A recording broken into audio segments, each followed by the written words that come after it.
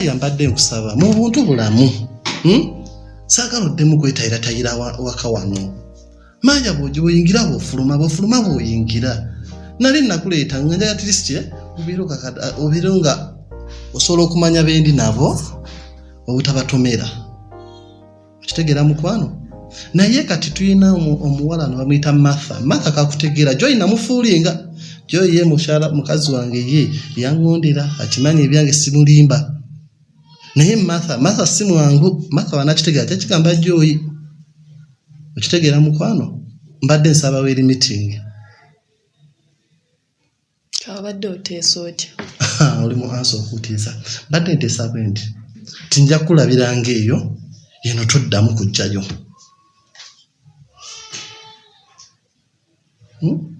Oyagala kungoba wano lwakuba Martha? Asira Martha.